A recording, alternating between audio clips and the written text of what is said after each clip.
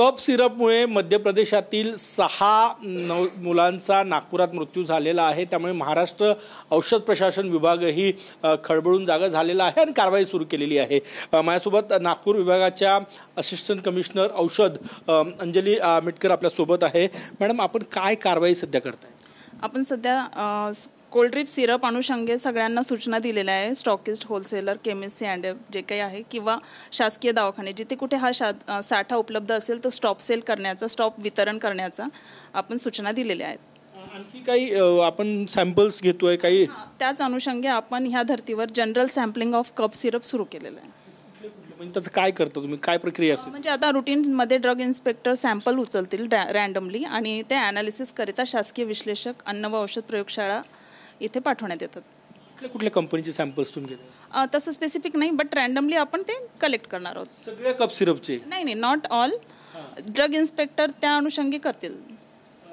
काय कारण आहे हे आता सॅम्पलिंग करण्याचं? म्हणजे सिरपी बेस जे आहे, कप सिरप कंटेंट असलेले हे, तर त्याचं आपण करणार आहोत।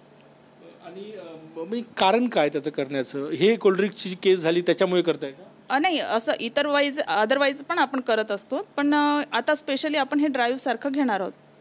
आणि आता किती सॅम्पल्स गोळा केले मॅडम? आतापर्यंत आपण रुटीनली 20 सॅम्पल आपण केलेले आहोत। कुठल्या विभागातून केलेले? नाही, आपल्या नागपूर जिल्ह्यातलेच। आणि जे मध्य प्रदेशात विकले गेले ज्याच्यामुळे या केसेस झाल्या, ते आपल्याला आढळून आलं नागपुरात? नाही, अद्याप तर नाही आढळून आलं, पण त्या उत्पादकाचे काही प्रॉडक्ट कोणाकडे असतील, वितरकांकडे किंवा स्टॉकिस्टकडे, तर आपण त्या अनुषंगे सूचना दिलेल्या आहेत साठा कळवण्याच्या अनुषंगे आणि तपासणी सुरू केलेल्या आहेत। ज्या कंपनीचं ते कप सिरप होतं त्या कंपनीचे इतर प्रॉडक्ट आपण तपासतोय? हां, उपलब्धते अनुषंगे, आणि याचं वितरण प्राप्त होताच पुढील कारवाई करण्यात येईल। कोल्ड ड्रिप सिरपचं वितरण अहवाल उत्पादकाकडून प्राप्त होईल आणि इमिजिएट सुरू होईल। त्यांच्याकडे विक्री होत असेल त्यांच्यावर कायदेशीर कारवाई? आपल्या कार्यक्षेत्रात कोणी असेल तर कायदेशीर कारवाई पण होईल? Yes sir. आणखी काय खबरदारी घेतली जात आहे? गंभीर हे मध्य प्रदेश हाहाकार माजलेला आहे। नागपुरात तिथल्या 6 मुलांचा मृत्यू झाला। असे कुठलेही काही संशयास्पद वाटलं औषधाबद्दल तर नक्कीच प्रशासनाकडे अप्रोच करावा असं मी जनतेला आवाहन करेन।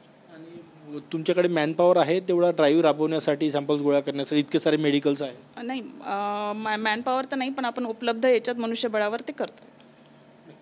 20 सॅम्पल्स गोळा केलेले आहेत। सगळ्यात महत्त्वाची माहिती मॅडमनं दिली ती म्हणजे ज्या कंपनीचं ते सिरप होतं त्याच कंपनीचे इतर उत्पादनं काय आहे नागपुरात किंवा विभागामध्ये, त्याची ही चाचपणी औषध प्रशासन विभागाने सुरू केलेली आहे। कॅमेरामॅन सचिन सयामसह गजानन उमाटे, TV9 मराठी, नागपूर।